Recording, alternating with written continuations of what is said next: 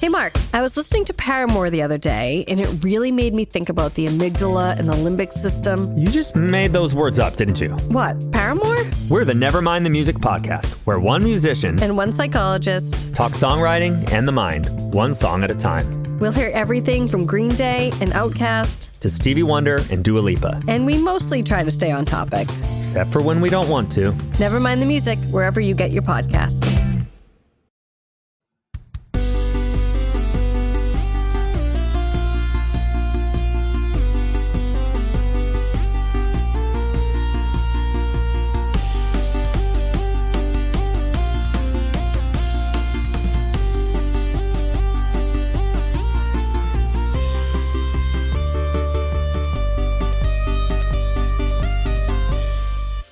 Hello, listeners without fear. This is Comics Versus, a Lorehounds podcast, and it's time to talk about the last two episodes of Daredevil Born Again Season 1.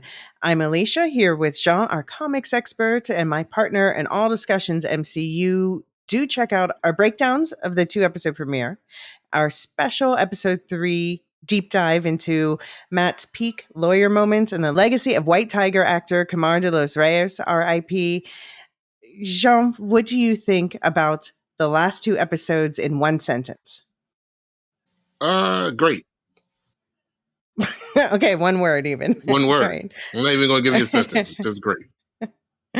All right. And for our episodes 4 to 7 breakdown, we were joined by Luke, my podcasting partner over on the Wool Shift Dust feed. And he's back again for our episodes 8 and 9 discussion. And Luke, do you have a word or full sentence even about the last two episodes?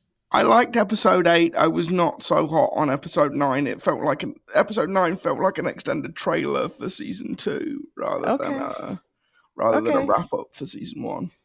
All right, well, let's get into it because the spoilers start now. So do make sure you're caught up on the entire first season of Daredevil Born Again, although we do reserve the right to bring up anything from the previous Daredevil series or any other Marvel movies, TV shows, or comics we feel like.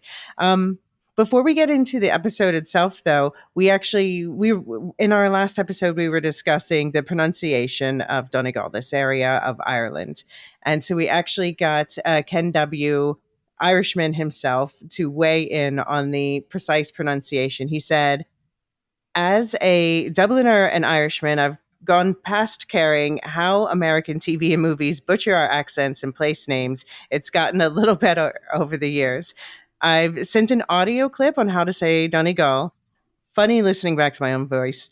Don't know how you do it week after week. So here's how he says to pronounce it. Hello, Elysia. This is how you say it in a Dublin accent. It's Donegal. We never say how it's spelt. You said it right. You just have to say it a little bit quicker. Just Donegal. Thanks very much. Keep up the great work. Loving the pods. Bye. Thank you, Ken. I love that we can get a real, someone local to weigh in. Well, I mean, I know Dublin's not Donegal, but still. I won't even attempt to do it. No? No. You're just never going to speak about it. I will butcher it. I'll have to practice over the summer. Come back in the fall. And I might be able to do it. All right, let's get into our takes for the episodes themselves. This is episode 8, Isle of Joy, the black and white ball episode. This was written by Jesse Wugatow and Dario Scardapane. Scardapane is the new showrunner, and Wugatow was also credited for episode 4, the Punisher episode, and also the upcoming Tron Ares sequel, which, did you guys see? Luke, did you check out that trailer? I know, Jean, you were saying it looks cool, right? Yeah, I mean, it does look cool. I'm not sure the world needed another Tron film. I like the way the Tron Legacy left. I like that as an ending. I'm not really sure I need another. I love the other two Tron films, particularly the first one, the big part of my childhood. But I'm not sure the world really needs another Tron film. That said, the trailer looked cool. They've certainly got the atmosphere of Tron down very nicely in that trailer. Also, I feel like any movie with Jared Leto in it, it's like flipping a coin. You're either going to have good Jared Leto or bad Jared Leto. Because when he's good, he's very good. And when he's bad, he's unwatchable. He's always very committed. Yeah, I mean, to be honest, I don't think any of the Tron sequels were necessary, but here we are. So let's see what this one is.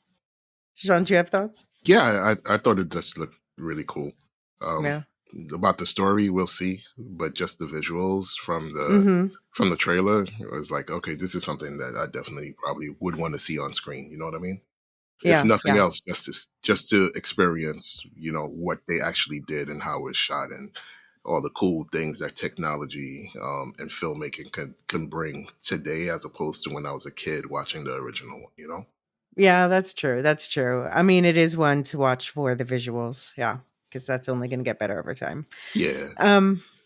So both episodes of Daredevil Born Again were directed by Justin Benson and Aaron Moorhead. Although it's interesting that for episode 8, Benson's listed first, and for episode 9 they flipped the credit, and Moorhead's is listed first. And I know between them that Moorhead is the more of the cinematographer of the two, really.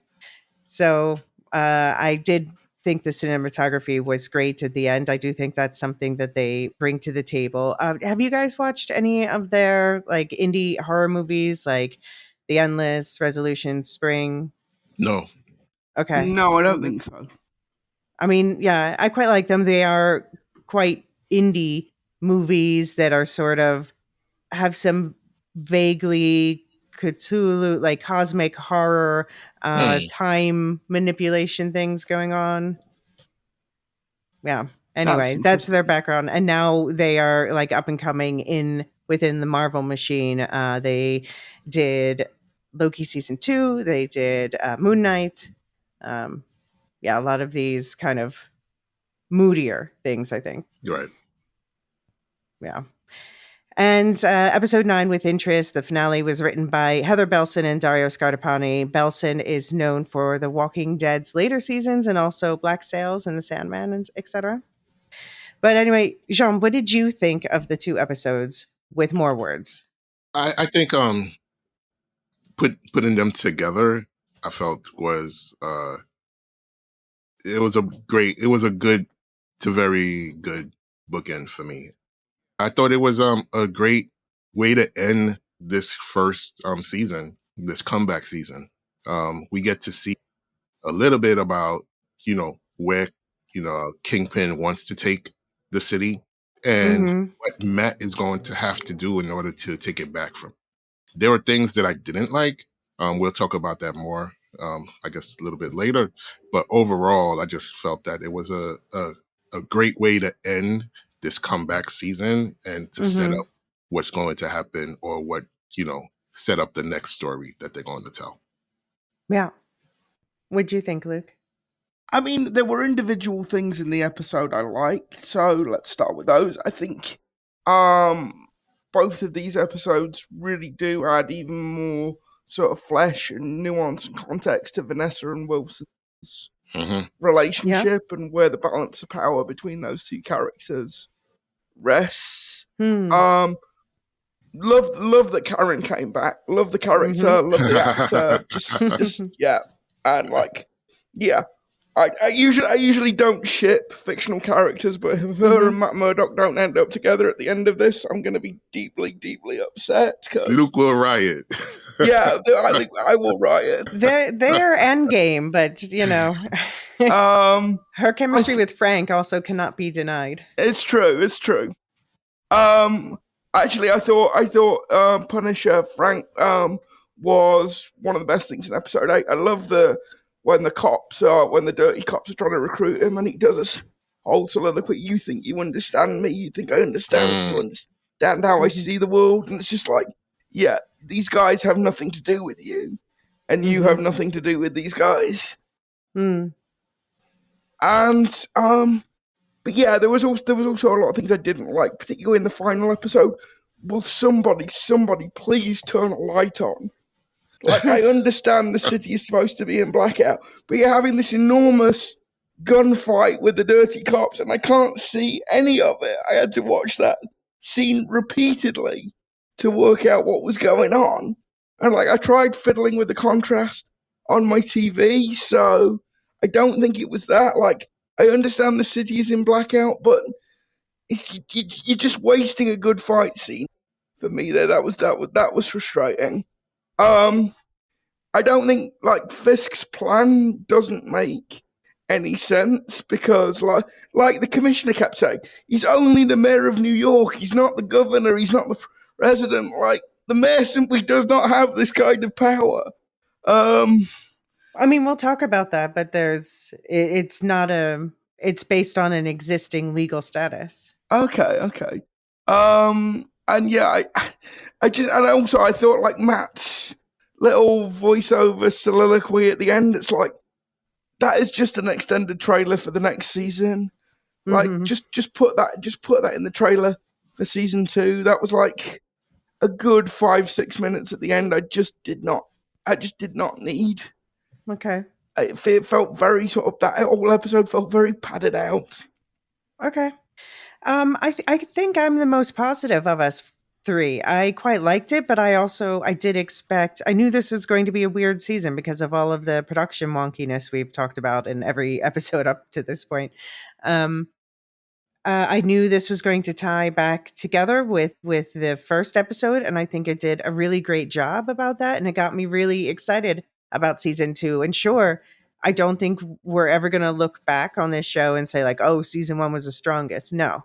But as Rafe Judkins of Wheel of Time showrunner recently said, TV shows are supposed to get better as they go. So, and I think it's setting it up for what we all want from season 2, which is more cohesive and deeper storytelling with the characters from the prior series that we all love. Did anyone else have a mini heart attack when he sat in the car and said, Luke? Yeah. Yeah. And then I saw the Punisher tattoo. Well, first I was like, oh my God, is it gonna be Luke Cage? And then the guy turned. I'm like, no, but wait, they didn't fucking recast, did they? And then I saw the Punisher tattoo, and I was like, Luke Cage would never. Would never. You know they did that just to screw with the audience. Yes, yeah. Absolutely. But yeah, I mean, did it mostly serve to get me excited for season 2? Yes, but that's what I expected, and it worked. So success, yeah, on my part. All right, but let's get into the details itself. We're going to be talking about overall plot arcs, mixing the 2 episodes together. Sean, do you want to set us up with? Sure. Bullseye breaks out. A year and a half ago, Vanessa Fisk offered to get Bullseye, aka Benjamin Dex Poindexter, out of the mental institution where he was being kept under heavy sedation in exchange for taking out Foggy and his client in a case that could expose her activities in Red Hook. Back in the present, Dex is moved from solitary confinement to Gen Pop on Fisk's orders, a death sentence for a former police officer. Believing Fisk hired Dex to silence Foggy, Murdoch interrogates Dex, bashing his head on the table and knocking loose a tooth. Dex later uses that tooth to kill his doctor and a guard before escaping prison. So, yeah, have you read those comics where I didn't know that the tooth thing was from the comics, so that it seems like something would be, but... Yeah, I didn't read those. I haven't read those. I've seen the pictures, and yeah, they really, it's dead on. Yeah, I saw the pictures posed, but I didn't. I actually never read that story, and so it was very interesting to see how they did it, like panel from screen, from the panel to the screen. That was really cool. Yeah, you can tell that they have a lot of respect for the source material. Yeah. You saw the whole Discord debate. Do you think Matt did it on purpose? Did he knock his head so that he would lose a tooth on purpose? I'm still up in the air about that because at first I thought that he didn't. And then reading the debate, I was kind of swayed, but now I'm just like, I'm unsure. But it certainly felt like that I think about it, that he did it on purpose. Yeah. And I just don't think Matt would be that, I don't think he would be that cavalier about getting this guy out of jail. You know what I mean? Like for all the things that we talked about, what is justice, like in this series, in this season. I could very well imagine him saying, sending this guy back into Gen Pop is a death sentence, right? So I'm going to mitigate Kingpin's, efforts to kill somebody. But then, on the other hand, he knows this guy's a psychopath and he knows he's a killer and he killed his best friend. So I can't see how he would square letting him get away with all of that. Yeah, I mean, you gave me some food for thought there, because I was going to come down firmly on the side of I don't think he would do that. But it is also, we see him falling. He's losing his faith in the justice system at the Yes. moment, especially with Yes. Kingpin as mayor. And what did Dex say to him? He says, a good man defends even his worst enemy. Yep. Which obviously, influences what happens later when he jumps in front of the bullet. But what if it did influence this moment? I don't know. Yeah, that's why I say I'm 50-50 on it. Yeah. So but again, I think the season is making Matt question what is justice. And I could understand in that moment saying, well, I'm going to help this guy get away. But then, you're going to help a psychopath, get away. How does that match? I don't know. Yeah. What do you think, Luke? Yeah, I don't think Matt did it on purpose. I don't think he's thinking like that clearly in that moment. This is the guy that killed Foggy. This is the guy that killed his best friend. And also, Dex is pushing his buttons as well, quite deliberately in that scene. And like you do see the harder side of Matt Murdock in that scene when it's asking him to get him out, and he's doing the whole, oh, what do you want? What you want? Somebody took you in. You want all?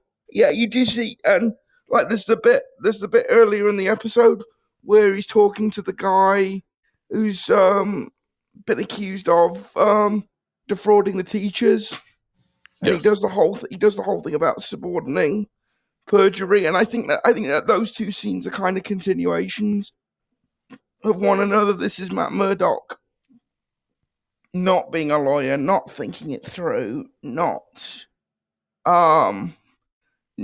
having a plan. This is just pure id. This is pure Daredevil. This is, I'm pissed off at the world, and the world is going to know it. So I don't think there was anything. I don't think there was anything in that moment beyond you killed my friend and I want to hurt you now. I think what this season, I like this season. I think we can all agree it's not a perfect season by any means. And I think where it fumbled for me most is in not clearly defining Matt's arc in these terms of his moral arc, Like they set it up at the beginning where he crossed a line that Daredevil fans know he would never cross, where he actually tried to kill Bullseye. And we've seen him grapple throughout the season with this, but I'm not sure what we're supposed to take away from it at this point, other than he's questioning. And where does this like head bashing play into that? Because that's not a very, I guess he was just slipping, and maybe because he wasn't letting. Okay, I'm working through it as I talk. Maybe he wasn't. Because he wasn't acting out being Daredevil, for the longest time. It was starting to like slip through in his lawyer persona. Like he couldn't separate them. Yeah, I mean, again, I just think I don't think either one of you are wrong, right? Mm-hmm. Obviously, because I'm still confused about it myself. So I think the showrunners obviously want us to question this, right? Whether he did it on purpose or whether he did not. But I can't divorce my feeling from what I know that they're setting up is this morality play that Matt is going through. Like you said, he's questioning his whole role in the justice system. Mm-hmm. He's questioning what is, you have Kingpin questioning vigilantes and New Yorkers questioning the role of vigilantes, right? You have him questioning his role as a lawyer.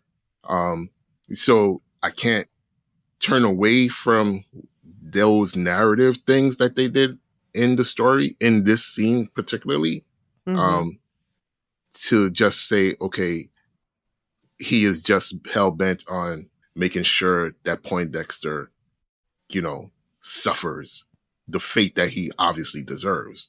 I don't know. And that's something I want to be very clear on, is that I hope we get to answer in the next season exactly about Matt's, views on where he stands, both as Daredevil and as Matt Murdock, in the grand scheme of how people and how, justice is delivered and not delivered to the masses. So maybe we'll get that answer, because Poindexter, Bullseye got away, right? Yeah, he got away. So at some point he's going to return.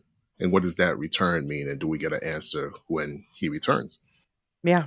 And it's interesting because in the current Daredevil run that just the arc that just finished, he actually did cross the line, and the line that was crossed was Bullseye. Right. Yeah, I think I heard about this because Bullseye killed Elektra, and he did the same to him in return. No, it's Okay. So this whole thing. It's a very quasi-religious, thing that Matt is dealing with. The 7 deadly sins who have come to get retribution upon him, and would I forget which one it was, took over. He had to do it in order to save Foggy. He had a choice. One or the other was going to die. And he obviously chose Bullseye. Okay. So that is his moral quandary that he's going through in this next arc that's just started, is what do I do with that? What's my relationship with Foggy? Because Foggy was saved, and saved because he made a decision to let somebody else die. Okay. So I want to see, there's a lot of parallels with the TV show, right? And I kind of want to see if these two things, both in the comics and in the TV show, are playing off of each other for us, the viewer. So Right. Yeah, they could. I mean, that is one advantage of having everything now back under the same roof, is that they can do things like that. Yeah. Right. All right. Moving on to Black and White and Red all over, Fisk reveals his imprisonment of Adam to Vanessa and watches as she kills him. And then the couple decides to throw a Black and White ball fundraiser to celebrate their love, shake down their mutual enemies, and give Vanessa the opportunity to be the only bitch at the ball dressed in red. Fisk also invites Heather to tell her their therapy is concluded, but mostly to lure her romantic partner, who Fisk, but not Heather, knows is Daredevil. As Fisk hints to Heather Matt's secret, Dex arrives and shoots at Fisk. Matt jumps in front of the bullet and is critically wounded. Dex escapes the ball, and Matt is hospitalized. So what did you guys think of Luke, what did you think of this whole setup, the Black and White ball and the intrigues? I really like the use of a jukebox soundtrack to the Black and White. that was cool. Yeah, cool. Whoever selected the music for that got that spot on, chef's kiss.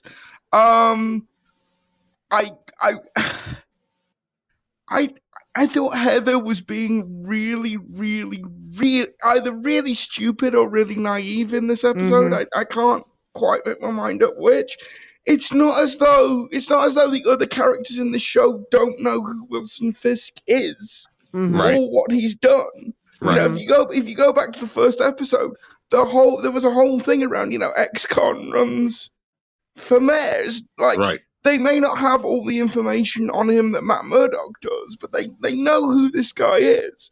And Heather is just there, blowing off what are perfectly legitimate concerns on the part of Matt Murdock. So when the mayor's assistant, I'm blanking on his name, Buck delivers the invitation. Matt is there asking the perfectly legitimate question of, how did you know she was staying with me? And like Heather just refuses to engage with that. And it's Mhm. like, why are you making Matt out to be the bad guy in this moment? You know who Wilson Fisk is. You know what he's capable of. Mhm. It's actually really creepy that the mayor does seem to know where you are at all times. Right. Why are you behaving this way? There's no motivation for her behavior except that the plot seems to demand that she behave that way. Yeah. So I've got to say I found that pretty poor writing actually, and it's credit to the actors in that scene that they actually sell what is a pretty illogical scene, so that when you're watching it, it doesn't jar. You have to actually think about it afterwards to sort of fully process how like unreasonable Heather is being in that scene. Mhm. Yeah. Yeah, no, I definitely am hating on Heather after these 2 episodes, like just full on. And it's just they want us to. It's like that same feeling I got with Elektra in season 2, where I don't know of the original series, Yes. where it's like you want me to hate this person, right? Because you're not giving her any likable qualities. But yeah, he and Matt saying things like, "I hate therapists speak," which of course she speaks and therapists speak, and she's just like, everything she says is an insult to him, but she doesn't realize that she's constantly insulting him. But she just has no respect for anything he says to her. Like, sure, it's true he hasn't told her the whole truth, but she's not sympathetic to me at all. And obviously, from Matt's perspective, and she doesn't fully realize this, but Fisk wants Matt to know that he has access to his girlfriend. What? No, this is the thing. Heather doesn't need to know. You don't need all the information from Heather's point of view to know that something really fishy, really creepy is going on here. And it's like she's like basically implying that Matt is being creepy and overprotective. Yes. For just asking what are a series of perfectly, in the circumstances, perfectly reasonable questions. And I do think this goes back to Matt's relationship with Karen. I do think one of the problems that carries right the way back to the original Netflix series is, like you were saying, Elysia, all of Matt's alternative romantic partners have been written in such a way that the audience is meant to dislike them. Yeah, well, I mean, yeah, not all of them, I would say, just Elektra and now Heather. Mm. I liked all the others, but I mean, I was so mad at Heather at the. I mean, I suppose they're broken up by the end. Now Heather's becoming Fisk's commissioner of mental health. Are we just supposed to understand that she's ambitious, or? And we didn't see what's her response to the fact that their apartment was blown up. Presumably, her belongings were in there too. Well, I read that as more she is just terrified of Fisk and terrified of what would happen if she turned him down. Mm-hmm. What are you thinking, Joe? Well, let's just get the elephant out of the room right now. Heather can definitely, without any doubt, 100% kick rocks. Because you know what? She is, for everything that both of you have just said, she needs to go. She needs to go. I do think it's ambition. I do think it's the proximity to power. I do think it's the celebrity. I do think that she is willfully, because when she's talking to Matt about the assault, the attempted murder, you know, at the hands of Muse, she downplays everything that Daredevil did in order to save her. Right? She's putting Muse and Daredevil on the same level, because in her, it felt like to me that she actually had to believe this thing in order to continue doing what she's doing.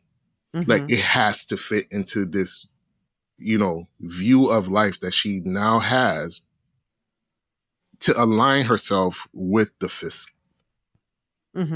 agenda. So no, I don't think she was afraid in that moment when she accepted.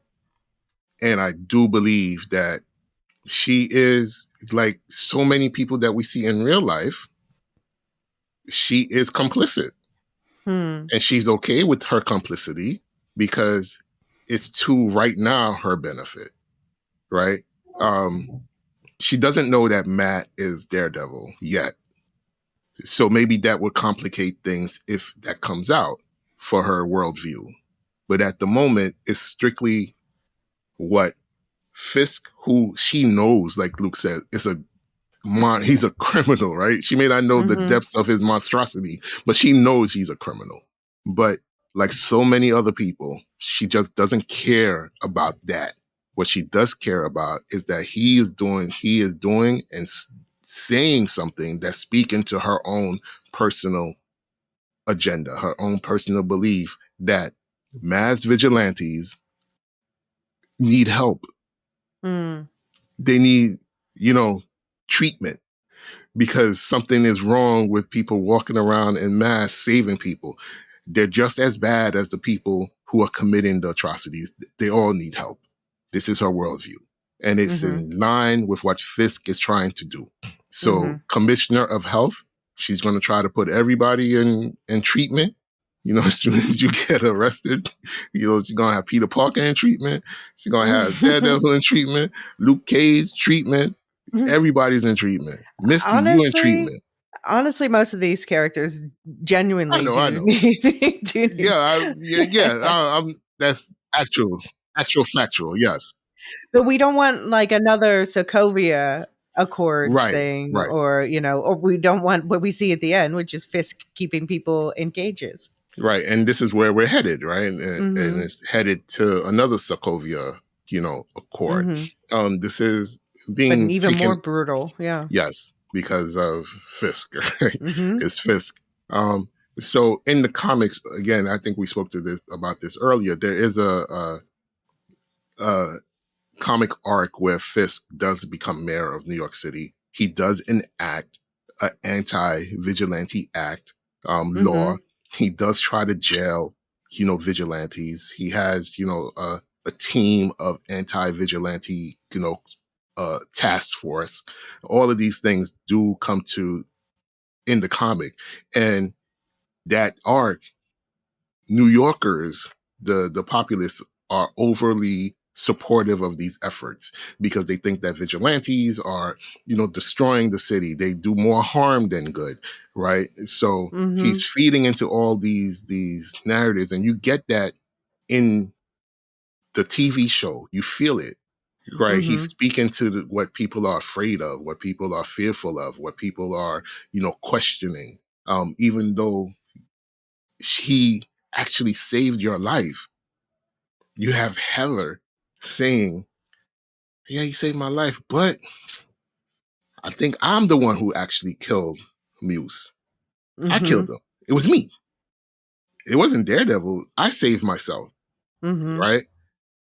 All of these things are harbingers for a very bad future in the short term for New York's heroes. Right. And their vigilante troubles aside, it seems like there's not really a trust between them. Like it also, she seems very jealous of Karen. We saw that in previous episodes. And now when he's in the hospital and he wakes up, he calls out for Karen. What do you think that's about? Do you think that was that personal, or was that like, oh, I need to tell Karen what I learned about Foggy so we can investigate stuff? Both. Yeah. What do you think, Luke? Both. Yeah, both. Also, just going back to the Fisks and Alex in the cage, the best line of these entire 2 episodes was, I'm better. I am. Yeah. I love the weird dynamics of that marriage. It's just like the 2 actors that play them just play it perfectly. Yes, they Yeah. do. Yes, they do. All right. Well, let's take a quick pause here. And when we get back, we're going to talk about that how the couple who kills together apparently Stays together. something like that.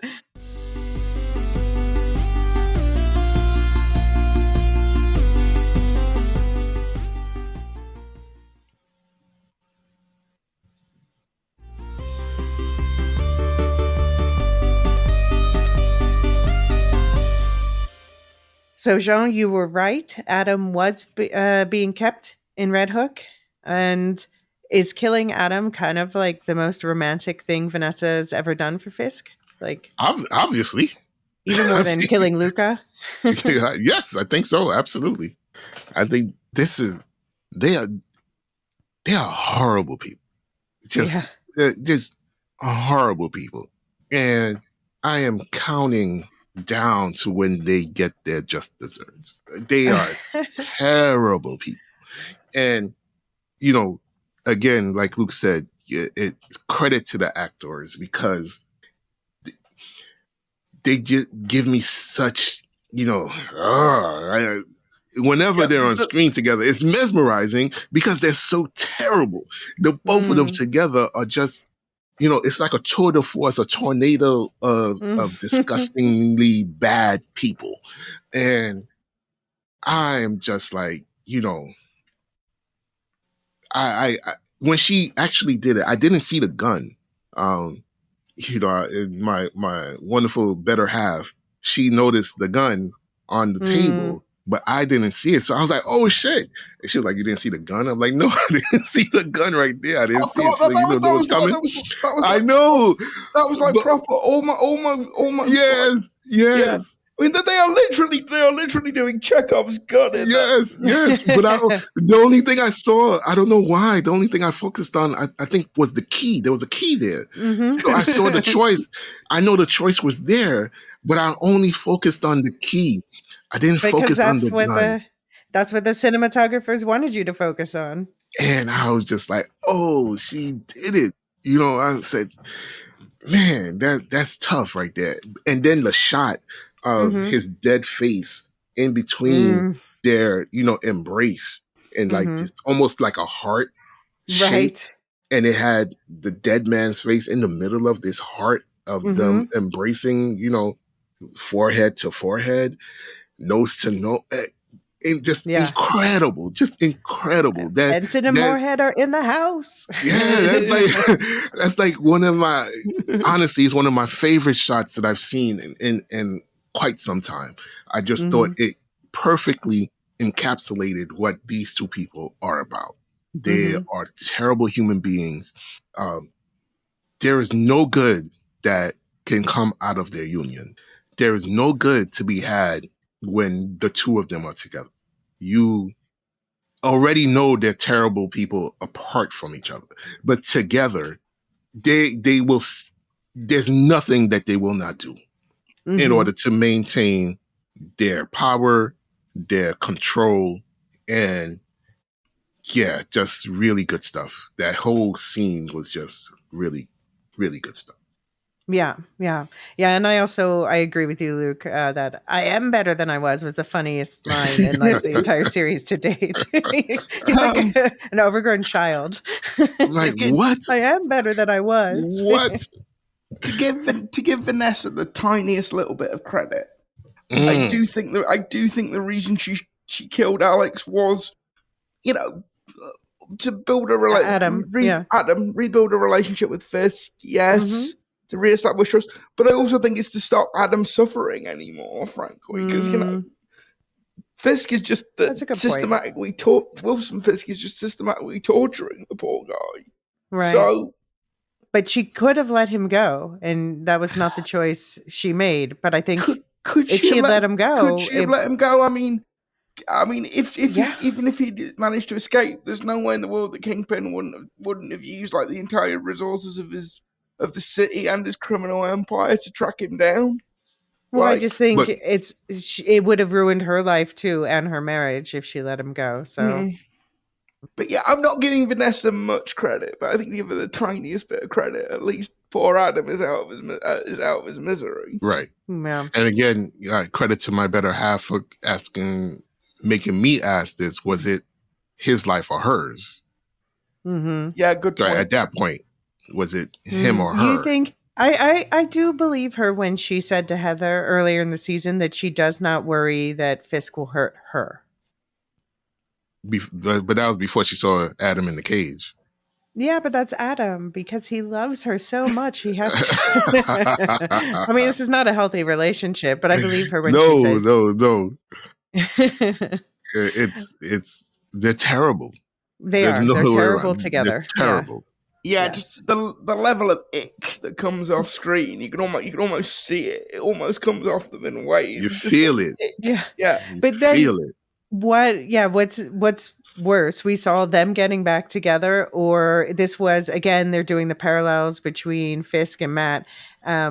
So they have them getting back together just juxtaposed with like the beginning of the end between Matt and Heather, which is the worst horror story. Which relationship?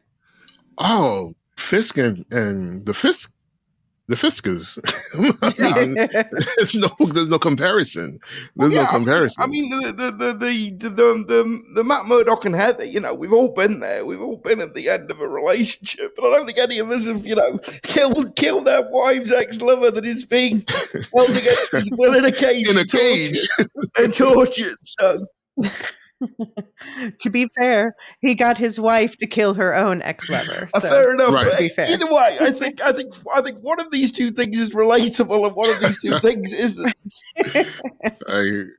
It's relatable, and maybe that's why. The Matt and Heather thing rubs me so much the wrong way. I am ready for that to be be done. I agree. I'm like, bring back Elektra. Let's do that bullshit again, rather than that. But this is the thing. It's so obviously written to elicit that reaction. But it is like, Matt's best partners are those who are actual partners to him, and that is something that the Fisks have. Like, they are together at this party. They're like, let's throw a party so that you can look like a bad bitch, and then we can blackmail everyone who's there. So we got that set up with that woman Artemis, who Jack Duquesne, the swordsman. He's like, they were both kind of surprised to see each other, and then he asks her, where's your better half, Arthur? And she says, I don't know, do you? And then we see both Jack and Arthur in the cages at the end. Yeah Because apparently Jack was snide about the Red Hook project. And so they're just like, what do they... I guess we'll get to the cages next, but I'm just wondering what his end goal is. Blackmail. And also, why were you not carrying like a sword cane to the Black One? You don't walk into Wilson Fisk's lair unarmed. It's true. If your weapon happens to conveniently fit inside a cane, why are you not carrying that around at all times? Yes. Also, just 'cause it's a sword cane, it's cool. Also, when you see that ball, it's like, even though it's wildly impractical and I'd get food down it in about 5 minutes, I want to buy a white suit. That He's looks full so cool, Kingpin even now. though it's wildly impractical. I think that's part of...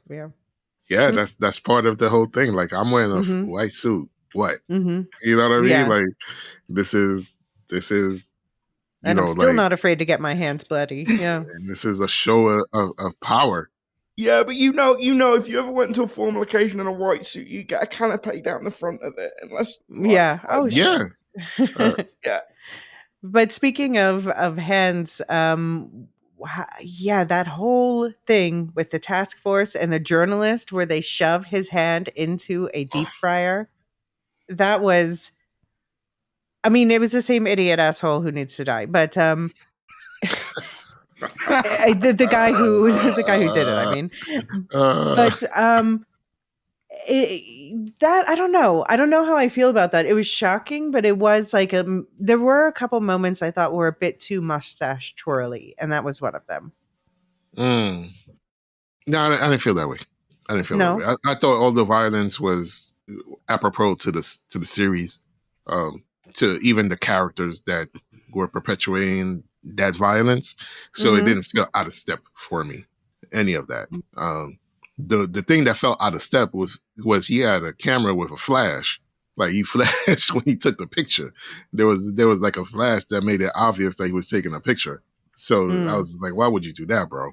But Yeah. you know, No. but I think, you know, setting this task force up as something out of the history books that we obviously, you know, don't want to revisit. Mhm. America, if you're listening, we don't want to revisit that, you Mhm. know. But it is just so telling when the commissioner walks in and he's like, yo, what are you guys doing? You know what I mean? I'll have your badge for that. It's like, yo, we don't even answer to you anymore, bro. Like, what are you talking Yeah. about?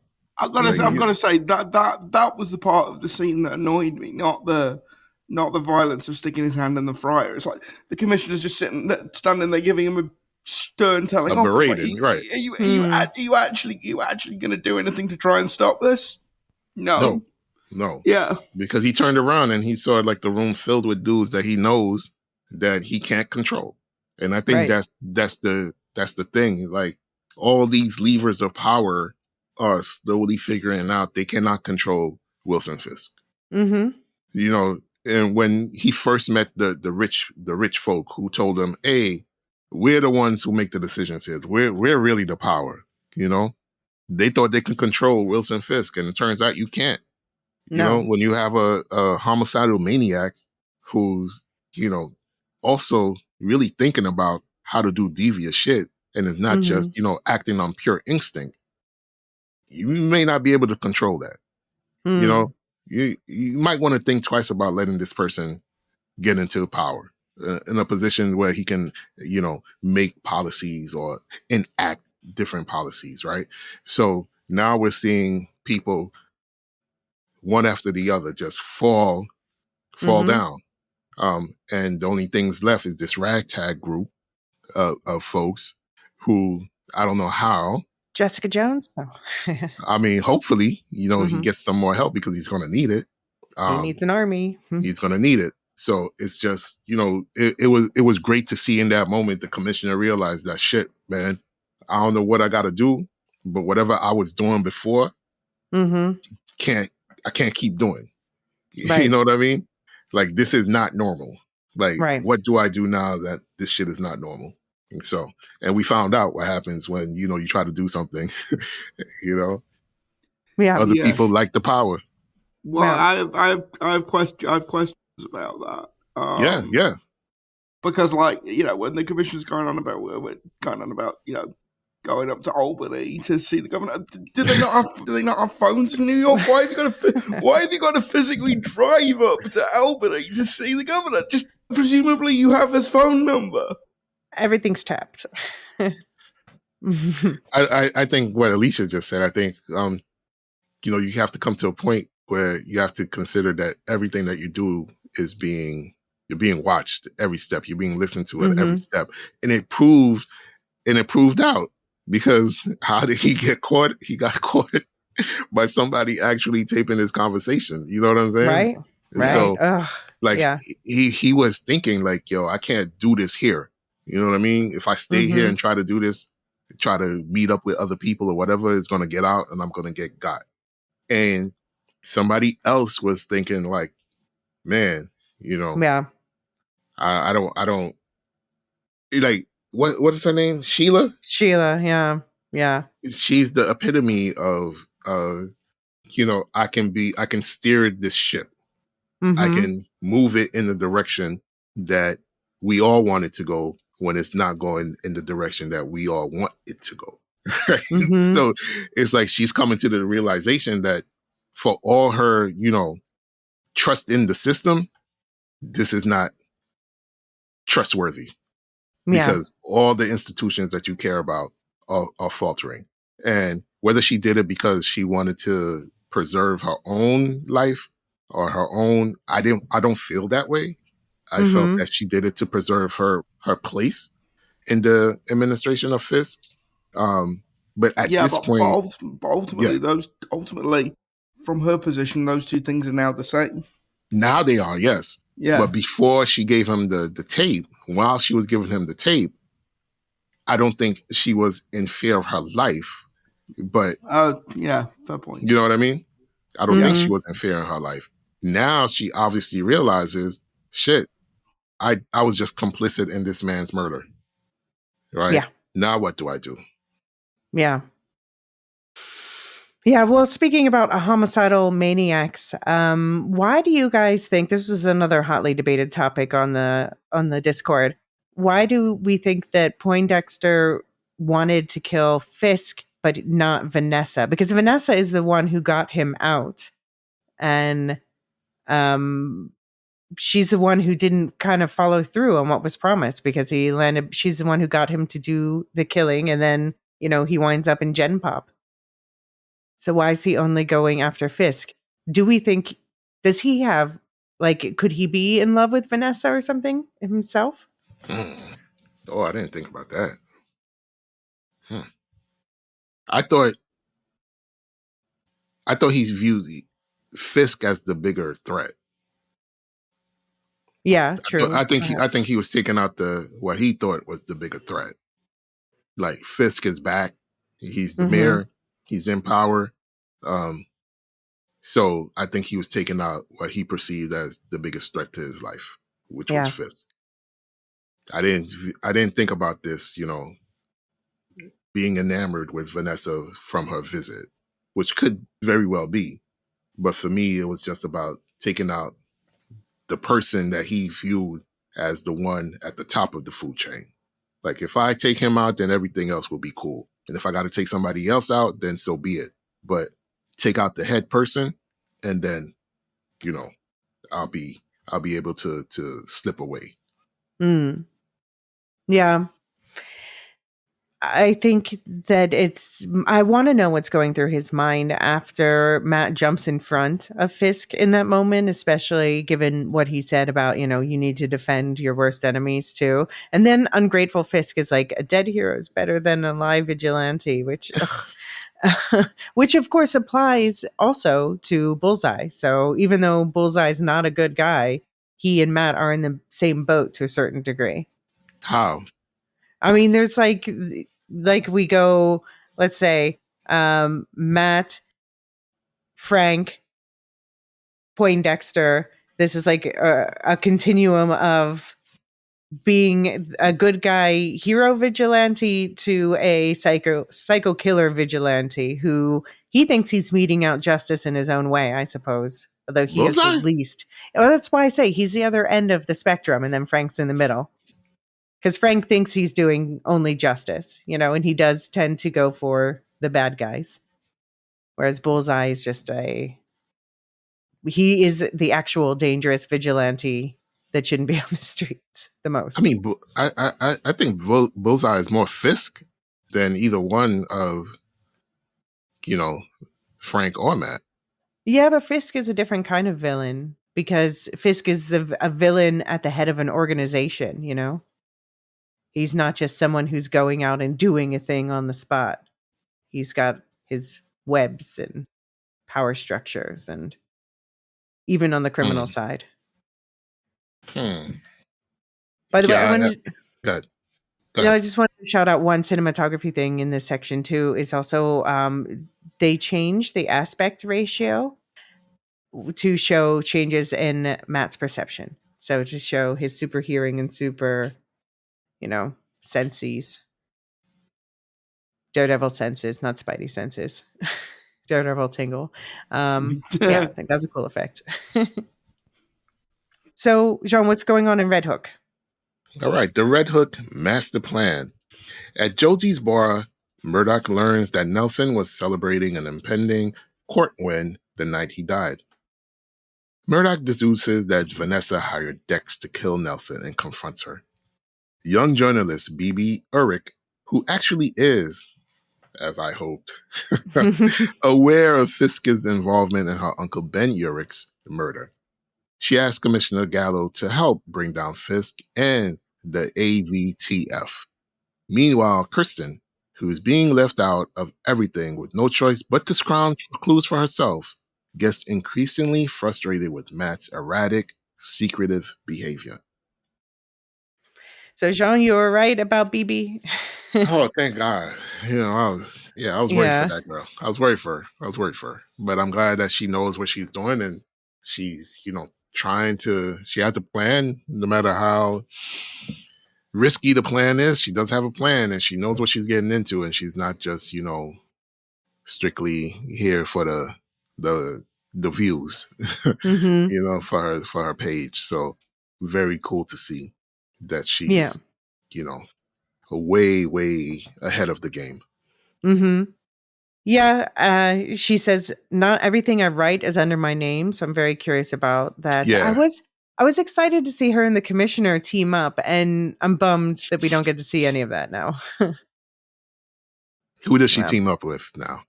Who does That's she the team up with question. now? Yeah. I am relieved that she is. I don't know. I was getting really icked with her about her relationship with Daniel, the Yeah. Gandolfini Jr. Yeah. henchman. So I'm relieved about that. Yeah. Luke, do you have any thoughts about BB and her storyline? Not so much about BB, but I do think Daniel is becoming one of the most interesting characters in this series, because he started off as being like this sort of wide-eyed idealist who's prepared to go along with Wilson Fisk as kind of the outsider that's coming along to shake up the system.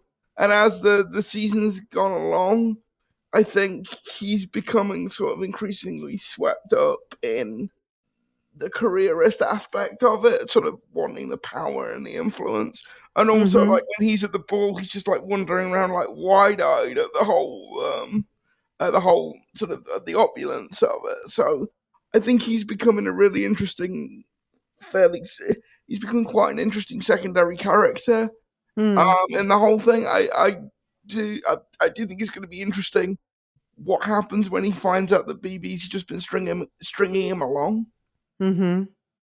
Yeah. Ooh, that might be dangerous. I worry for BB for sure when it comes to that. Yeah. Because he's Yeah. but he has no compunction in blackmailing the city council members at the end of the following episode as well. Yeah. Yeah. And what do we think of Kirsten in these last couple episodes? I feel like we've gotten glimpses of her personality, and I hope that in future seasons, next season, she actually gets a chance to shine. I don't want her to be on the opposite side of Matt. I don't want her to be an antagonist to Matt. I want her to be in on the secret. I want her to become besties with Karen. I feel like that would be a fun dynamic to watch. Yeah, please stop excluding I'm Kristen. with you. I hope they let her figure out that Murdoch is Daredevil within like the first couple of episodes of season 2. Because I always find this, whenever you have superheroes and anything, I always find the co-worker, the friend that doesn't know. I always found that a very wearying dynamic, because it's just, you go through the same arguments over and you look like you've been to a fight club. You're late. Da da da da da. It gets boring. Really, it gets boring really quickly. Yeah. And I'm glad that they showed her frustration with the whole situation. Mm-hmm. Because they are supposed to be.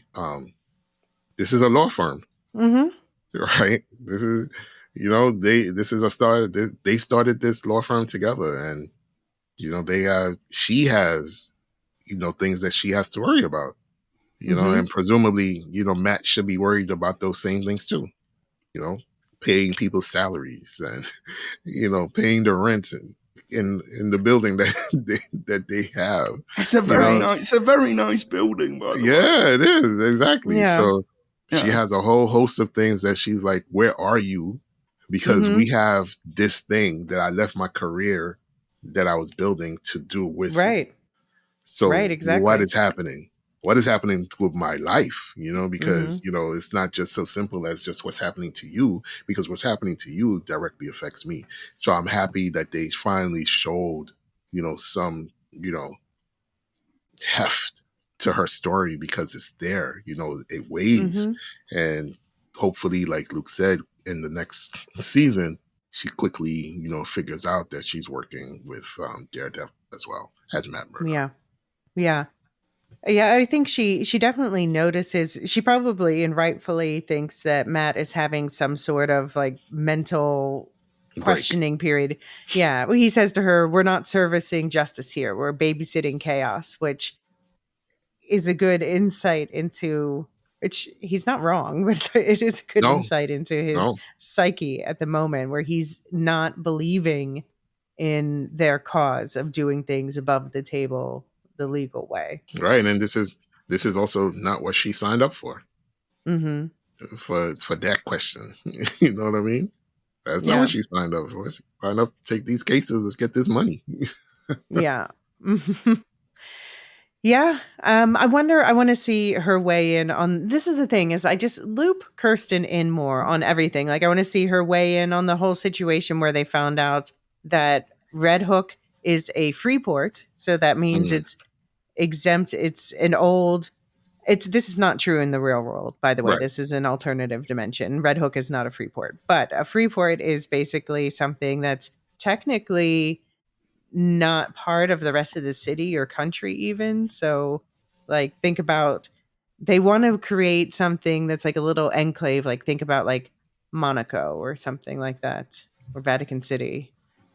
Yeah, I mean that can be what a free port is, but mostly it just refers to a port where you don't levy the full range of tariffs and customs. Like it's not as though a free port is just like this magical space in which no sort of legal system applies. But that's what they want to. Yeah, that's what they're saying in the show, but that's not really how it works. Right. It's you don't pay. You can import duties. Stuff into it without paying tariffs and duties, but it's not like it's a complete free for all. Right. Like they were implying. Well, yeah, I mean, I think they're saying they want to leverage it. I don't know if that's knowledge worth killing for, but yeah.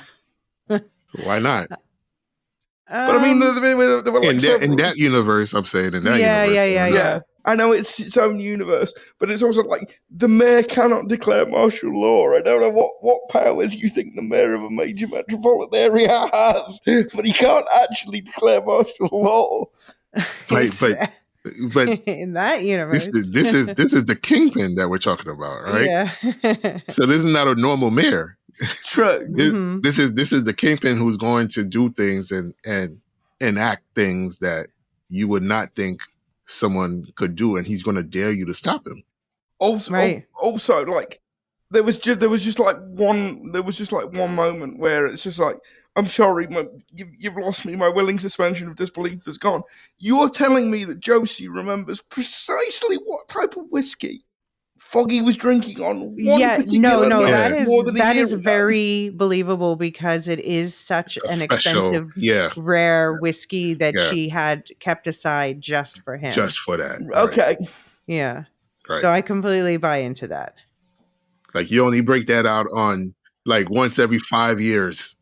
Break that out. Yeah, that's a once a 5 year pour. You know what I mean? Yeah, exactly. Yeah. So you remember the pours. I will take your word for that because I'm not a whiskey aficionado. I mean, it could be anything, something that you just keep on hand for a specific person for very special occasions. You would be like, oh, he asked for that bottle. Yeah. Like, okay. Now we're serious. Serious things are happening. Okay. All right. Well, since we're on the topic of Foggy, let's take another quick break. When we get back, let's get into the Bloody Buddies.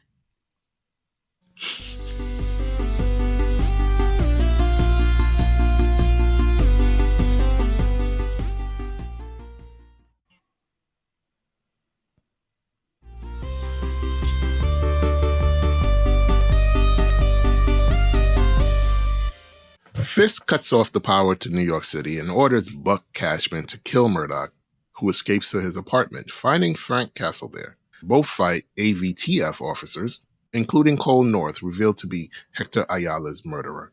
The pair reunite with Karen Page, who asks Frank to protect Matt after learning of Dexter's escape. Matt and Karen track down Foggy's case and discover the Fiskers were trying to establish a city-state in Red Hook. So, I liked the banter with Frank. He was like peak Frank Castle, which I know, people are calling him a monster. I'm like, he's a monster in the middle, he's a medium monster. But I That knew man's a monster. Okay, you could call. I put it out there. I said that man's a monster, and he's a damn monster. I don't care what anybody says. I'm not playing patty cake with these fanboys. No. It's just no patty cake was played. Oh, you don't want me to kill him? What about him? Bam! I'm like, bro, chill out with the shots. I'm like, oh my gosh, this guy is out of control. When he did that, that was like, that's when I said, all right, this Frank Castle, Frank Castle, if E has a beef, I don't want Frank Castle to come through because Frank is going to air everybody out. Everybody's gone. We don't want that. We just want to settle the differences and, walk away, shake hands, whatever. Walk away. Frank is not shaking hands. He's not about that. It's like he looked at Matt and said, you don't want me to kill this one? So you care about this one? Huh? Bam! That's it. What are we doing here? Just to prove a point? Yes, that's right. But also the special effects department was slopping around the blood. Like it was just buckets of blood. Buckets and buckets of gore. I've just got this image of like the director standing off to one side in a raincoat going, more blood! More blood! like young Frankenstein. Oh man. That was something. Frank is a monster. Question about that, about the Cole guy who he did indeed, it turns out, kill White Tiger. And was he the one who threw the grenade at the end that blew up the apartment? Yeah, I think so. I think it was him. Yeah. Was that like a suicide thing? Did he die? I gotta go back to look at it. I'm not sure. Well, this is the thing. Like I said earlier on in the episode, I get that the city is in blackout. You don't need to turn the light on. Just get a spotlight or something. Because it really, you've got this massive fight with two of your main characters and a whole bunch of cops, and I can't see it. I've been messing around with the picture on my TV. Doesn't make a bit of difference. Turn the light on. I don't know. I feel like the way it was cut was maybe a little confusing because they did cut away, as much as we say they were throwing around blood, and they did cut away from they didn't show pieces of the face blowing off or something, like Wheel of Time. Good Lord. It's been a violent season. Very good. But yeah, they cut away from that. So I was a little unclear, but I was completely clear on the fact as soon as Frank said he got a phone call, I was like, we're going to see Karen. And then she shows up with a car. Luke, how were you worried we wouldn't see her at all? No, because I watched the credits because I love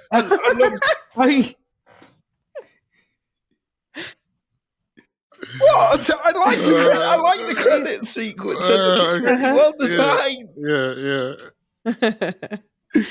I was excited to see her back. Also, I don't know how you two feel. I know, Luke, you want Karen and Matt to be endgame, and I'm like, yes, endgame. But she and Frank have some wicked chemistry, and that whole just that exchange where he offered her coffee and she said no. I'm like, oh, that was about more than coffee. But I also have to ask about that exchange. Did Frank chew his pain pills? Yes. There's really weird. No reason. Really to weird. Do that. I tell you, this guy's a monster, and you shipping him with Karen. What is happening here? Not endgame, but come on. What is going on here? She can help him. The most interesting thing to me about Frank also. Help him kill more efficiently? No. Help pull him back. Help him rediscover his humanity. There is no pulling Frank Castle back. If I disagree. Oh my gosh. And if anyone can do Elysia can fix him. No, Karen God. can fix him. But yeah, no, Frank, read the bottle. You're not supposed to do that, but it's really bad for you. Well, It's nothing. It's not. It's gonna taste bad. It's gonna be just stuck in like the grooves of your Yeah. teeth. Like there's no benefit to doing it that way, bro. Yeah. Also, I did like the lights go out and there's not a damn thing in here that will make you pot of coffee. It's like we don't all live in a fallout In a shelter. bunker, Frank. yeah. a fallout bunker. But I like just having these original characters together and the way they call each other out. You know, like Karen says to him, "You know what, Frank? I'm not buying it. I don't believe you don't care." Right. And then later, I loved. Okay, so I don't think either of you have watched Interview with the Vampire.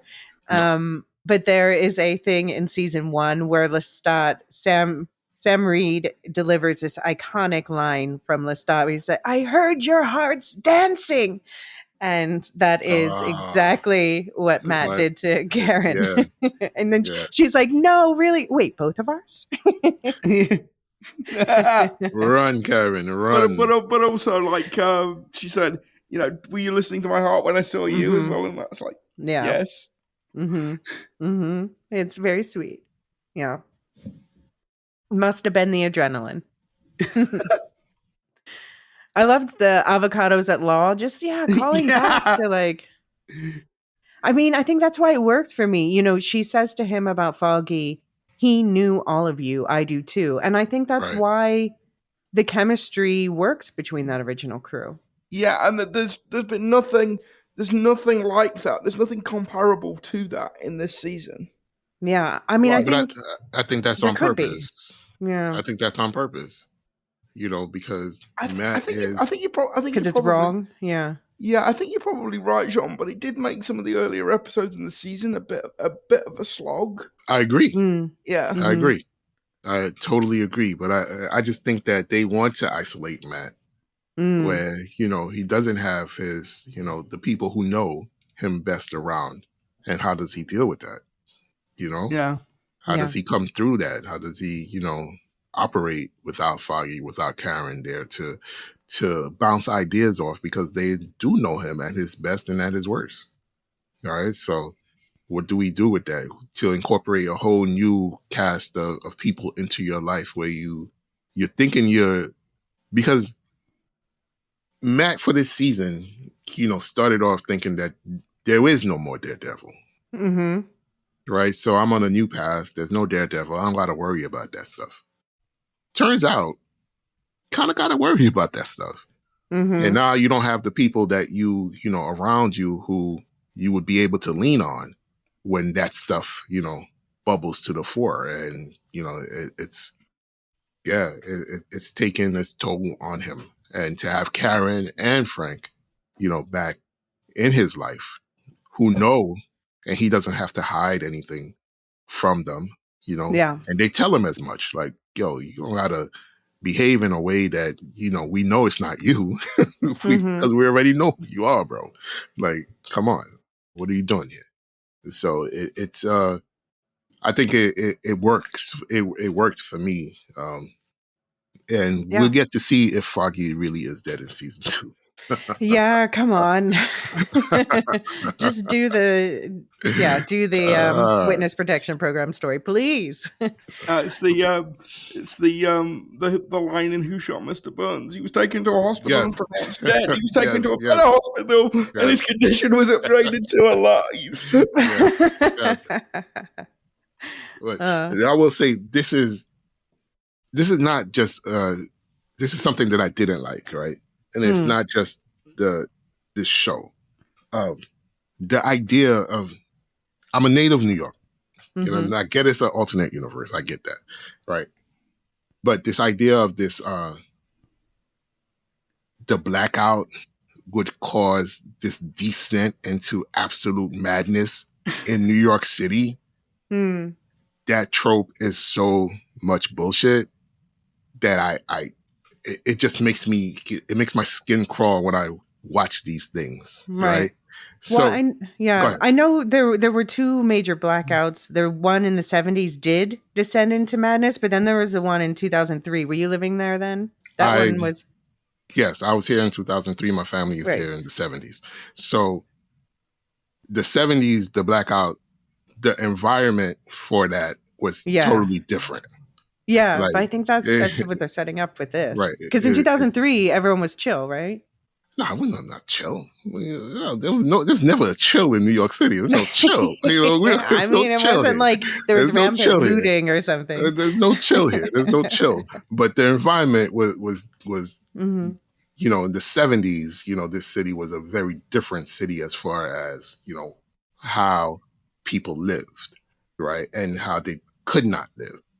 That is very different from what it is today. Mm-hmm. Wasn't the one in the 70s like in the middle of summer and it was quite So in the middle of summer, there was a heat wave.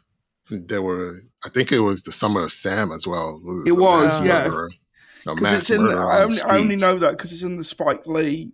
Yeah, right. Great movie. Right. But yeah, so there's a whole bunch of things going on. The city was devoid, especially in the Black and Latino neighborhoods, was devoid of services. Bombed out, burnt out buildings, all this stuff. That could lead to the environment that it was. Right. I think about the movie Warriors too with that. Yeah, a little bit of with Warriors. Like the vibe of the city. Yeah. Right. But that's not the city. Mm-hmm. Right. That was a very particular part of the history of New York City. Right. No, what I'm saying is like, if you watch, what was the Leonardo DiCaprio, Daniel Day-Lewis movie? Gangs of New York? Gangs of New York, right? If you took that vibe from Gangs of New York, and every time you have an issue of New York City, you put that vibe onto screen. Mm-hmm. That's what that. No, yeah. Is. Yeah. But I mean, yeah, I understand that people are like, oh, this New York feels a bit too like Gotham. But given that they are going for that, I do think they should have leaned more. That was another reason why they should have done more of the Muse story, because that sets up, there's a serial killer on the loose and people are right. And we talked about that our last time together, was that there was no sense of, what that meant to the people living in the city. Right? To have this mass murderer serial killer walking around, 60 people disappeared, mostly from marginalized, minority communities. And there's nothing about how that is affecting those communities, right? Really. So when I saw the flashes of people dancing on car roofs and, fires in the trash can, like I was here in 2003 and people were putting candles on their stoops. You know what I mean? We were outside, like I was outside, in 2003, chilling, like just walking the block. See, I said chilling. You mocked me. No, that's what I'm saying. But not a mock, but it's just like you were outside. There was, so it's a different vibe. And the idea of New York as a lawless city is so, that trope is so overdone in popular culture that it's just, it annoys the shit out of me. Okay. And then watching that, and then thinking of the Batman movies, right? Where they're obviously trying to make, whether they did it intentionally or not, draw these comparisons, right? I'm drawing these comparisons between the New York that they presented in this series and the Gotham that we get in the Batman movies. Batman and Daredevil are not the same. Yeah. Right. But in this comic arc where Fisk becomes mayor, isn't a key part of it sort of the descent into lawlessness and why he starts his task force? And no, it's Fisk manipulating people into believing that there's a sense of lawlessness. Well, yeah, I mean, that's what I'm saying. When there is none, it's a manufactured crisis, right? So again, I don't think the Gotham of the DC universe and the New York City of the MCU should match each other. Yeah. Yeah. I mean, I guess maybe I just think of it as like this is the alternate universe where Freeport means something a little bit different and Red Hook is a Freeport. And maybe it's easier. Like in my mind, I don't think about it as the New York City in our world. It's just No. It would be easier in my mind to call it something else almost. Like that's my beef. Yes, I agree yeah. with you. That is my beef about the real New York and the portrayal of New York City on screen. What I'm saying specific to these, superhero comic book universes, the DC New York City, Gotham, whatever you want to call it, and the Marvel New York City are not the same. Right. They don't represent the same things to the universes that they're in. Gotham is considered to be a lawless, dark, gloomy, there's no sunlight in this city type of town, right? New York City in the Marvel universe is not that. Yeah. It's not that. New York City is Spider-Man, is hopeful with Fantastic Four being headquartered here. The Avengers are headquartered there. You know what I mean? So there is a difference in tone to both of these cities and both of their universes. And I feel like sometimes, specifically with this series, that it was almost as if it's trying to make it into a Gotham light. And I didn't like that. Okay. I mean, I do like that they make more moral ambiguity in the fact that if there is an extra lawlessness, then you can understand a bit better why people might support Fisk. Although, yeah, if I think about other like real world examples, it is true that often it's manufactured where it just doesn't exist. Yeah, Fisk is manufacturing a crisis here. It's not a crisis. He's blatantly lying. Yeah. Right. And pulling on people's, fears and heartstrings or whatever. So he's manufacturing this in order to, do the things that he wants to do.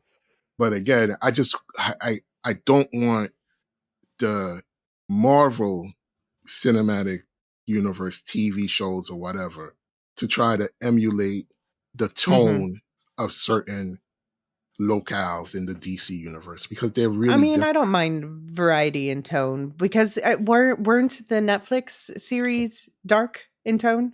And I had a problem with that. Okay. I love the Netflix series. You know that. I love them. But again, the portrayal of the city itself, I felt kind of leaned into, again, Gotham in the DC universe. New York City in the Marvel universe is not Gotham. Okay. So I have a complaint that's kind of the opposite of what Luke was saying in a way. Luke, you were complaining about the dark screens and you wanted a spotlight. I'm complaining that I think it was cool that they showed how clear the sky was above New York because of the blackout, although I still think that was unrealistic. But there were floodlights where Matt and Karen were. So that was weird. Yeah. They shouldn't have had to been able to see the sky that clearly under the floodlights. But it was interesting. Matt said the city's not dark. It's like 1,000 suns. And then you see stars in the sky that really are, millions of suns. Yeah. Yeah, I took that as more his senses. Yeah. See the lights, right? Multiple layers. Yeah. I didn't think about it as far as the sky. I didn't think about that. That's a good point. Just one thing I wanted to pick up on is the vox pops and the little sort of documentary sort of handheld footage that they've been cutting in throughout the season. Was that meant to go somewhere? Like, it feels like that was meant to go somewhere that it never got. Like, what was that just there for atmosphere? It failed. Yeah, who was shooting that footage and why and what for? Why is it there? Well, I think it was BB. It was BB. Yeah, it's BB shooting that footage. Okay. Yeah, I actually quite like that stuff because it was the only way we really saw, and I suppose this was probably something that the new showrunner came up with to intersperse, elements of the story. But it was the only way we got to see what people in the street were actually thinking. I wish we had more reactions. Yes. Yeah. Yes. We needed more of that to build up this sense of, of fear that people would have had in order to be, willing to cede everything that they've ceded to Fisk. I never got that Yeah. with these short vignettes. I didn't get that. Yeah. Yeah. All right. Let's move on to the last section, Fisk's new regime / the resistance. Fisk promotes Daniel Blake to Deputy Mayor of Communications and gives Heather the title Commissioner of Mental Health. Fisk's campaign director, Sheila Rivera, exposes Commissioner Gallo's attempt to undermine Fisk, who brutally kills him. Meanwhile, Fisk fights the AVTF in Red Hook, but is defeated. Frank fights the AVTF in Red Hook, but is defeated. Fisk declares martial law, outlaws vigilantism, and secretly imprisons Jack Duquesne, Frank Castle, and other dissidents in Red Hook. And Murdoch recruits Cherry, Detective Angie Kim, and other honest police officers to save the city. First of all, we got to talk about that kill. That was definitely that head squeezing thing. There's a short thing on I forget, it's on YouTube somewhere, one of the official channels, Marvel, I guess, probably, where they showed how they did the model of like how he squeezed it in, but that was brutal. Definitely a callback to the head door bashing from the original series. Yeah, is it? I've got a question for you guys. Is it actually physically possible to do that? He's super strong. I don't know. I don't know. I mean, he's not super strong, but he's super strong. Yeah. I don't know if you can do it physically, but god damn. Lord have mercy. Yeah, I mean, this is the thing. If it were physically possible to do it, I absolutely believe that Vincent D'Onofrio could do it. If anybody could do it, he could. He sells it. I'm just curious whether you actually could or not. Man, that was. It's not like I'm going to go out and try it or anything. You sure? I want somebody to do like a YouTube video of that with a melon, just to see whether you could actually do it. Yeah, man. I mean, that was, talk about a show of power, right? Yeah. I mean, and the fact that he had everyone lined up to watch. Yes. And you can see that they're like that Luke guy, not Luke Cage, # wrong Luke, was double wrong Luke, not our Luke. Wrong either. Luke. Yeah, I'm gonna say I wasn't there either. But he was looking like he did not like the look of that. Yeah, he's looking like he was having some doubts about that tattoo on his neck when he saw that go down. So you got to wonder how many other people might be feeling the same. Jean, I have to ask, okay, since you don't like how they're drawing the parallels with New York, what did you think about the fact he has this Safer Street initiative, which quote unquote makes stop and frisk look like daycare?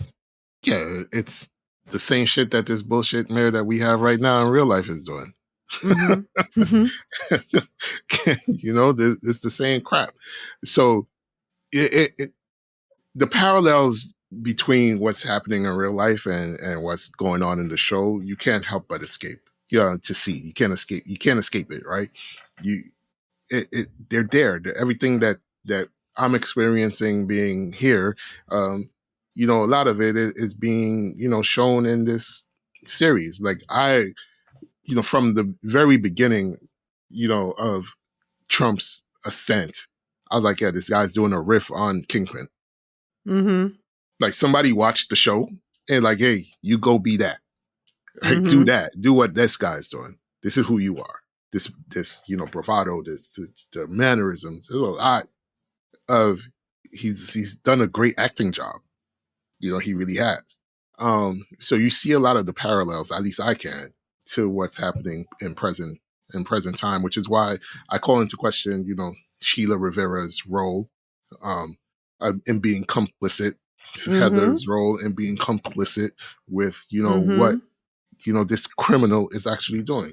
Safer Streets, this is the current mayor of New York City, brought back a notorious, task force of police officers who basically brought back stop and frisk. right, full force. Mm-hmm. So these are things that are actually happening in the city. The thing, again, I'm going back to the Gotham, New York City thing, like the Batman Daredevil thing. It just felt like that last scene in the bar. I'm like, okay, who's Commissioner Gordon? Right? Mm-hmm. Who is Barbara? Who's Oracle? You know, I'm in my mind, I'm looking at all of these things, and I'm just saying to myself, like, the Batman comparisons are just there. And I don't know if the showrunners intended for me to think that way, or if I'm just too much of a jaded comic book, reader to can't help but to think that way. Right. So I'm really interested in what happens in season 2 if they continue this, Dark Knight Daredevil situation. But again, that's something that I didn't like. Like Luke said, that voiceover that they did, that could have been a trailer for season 2.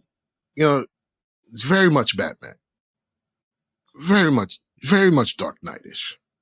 And I don't want that personally. These are the things that I have problems with in the show. And they're like little subtle things that, I picked up on that I didn't appreciate. And I really want to see how they, go forward from here if they continue on that trend. Okay. I mean, I see also a lot of the, parallels with real life, like the fact that Fisk has the courts and the cops, and that's kind of the scariest thing, Right. Although, I mean, some of it, yeah, I do still have the feeling that some of it is just a little bit over the top. Like when they shoot the young kid and then put the thing over his face and say, like, whoa, we're just killing a vigilante. Like, so I guess that would exist, that there are definitely will be people who are drawn to positions where you can wield guns, who just want to kill for the sake of it. But I feel like it misses the nuance a bit of these real life situations in a way I don't love. And also, like, come on, is nobody going to notice that the commissioner not only resigned but is completely missing? No, they notice. They're going to notice, Yeah. and I'm sure they have noticed. Mm-hmm. So you think, yeah, that's gonna? Do you think that'll be a plot point in season 2? It has to be. Yeah, It has to be. I would think so. And also, like you would like you were saying, Elysia, I think that there's a good possibility that like Luke the cop becomes like Deep Throat for BB, the reporter. Okay. Yeah, that's a good call. Yeah. I was thinking of also that the other cop that was there when the kid got gunned down, because he looked like he was questioning his whole role and everything as well. Possibly, but I thought it was interesting that they went out of their way to give Luke a name and a bit of a sort of backstory. Right. So it sort of struck me that you don't do that for a character you're not going to invest you're not going to use again, or just if he was just the commissioner's chauffeur, like, why have that conversation and why have him? Yeah. Right. I mean, I do wonder, well, first of all, like the fact that Fisk doesn't even mention being saved by someone taking a bullet in his speech, but everyone knows that happened. It was a quite public thing. Is the public going to start to see him differently and turn on him in a broader sense? And also, do either of you agree? I thought Buck Cashman was, and even Vanessa at the very end when she saw the cages, were starting to look uneasy. Nah. Nah. You don't think Buck Cashman was looking uneasy at all? Nah. I don't know. I need to rewatch. Okay. But I can swear he was. Vanessa, it's kind of hard to tell with Vanessa because her default expression is to look slightly uneasy. So I think that's just the way her face rests. She has resting uneasy face. But yeah, no, I'm with you, Elysia. I did think for like a fraction of a second it was like, ooh, we're all right. We're all right putting random artists in cages, but do we really want to put like the rich and influential of the city? Do we really want to? Might we be pushing our luck just a little bit too far here? Yeah. I think they are trying to tell us something about Vanessa and the fact that she was still dressed in red at the end. And they had this moment where she's like lingering with they do the cheers where they reach out and they have that rabbit in a snowstorm, that all white painting that still has Fisk's blood splatter from when he fought Matt at the end of Daredevil, the original Daredevil season 3. And the way they show her sitting in front of it. And so when she reaches out to cheers and Fisk cheers, they do the cheers and Fisk pulls back and her arm is still hanging out there for a moment. And you see that she is exactly as long as that blood splatter in the painting. Like they're sort of trying to frame her as a blood splatter herself. Yeah. And also the look on Wilson Fisk's face, in that moment, he's really happy. Like in that moment, when they're doing the clinking glasses, he's really content. Bless him. Yeah, that's the scary part of his character, right? Yeah, and also like when he's giving the speech, it's really weird. Why is he standing sort of behind the desk, and he's not even standing like flush behind the desk? He's standing off to like one side of it. Like, why isn't he sitting down? That's really, it's really weird framing. He's doing stuff. When you're doing stuff, you don't sit down. When you're on top of everything, you gotta stand up.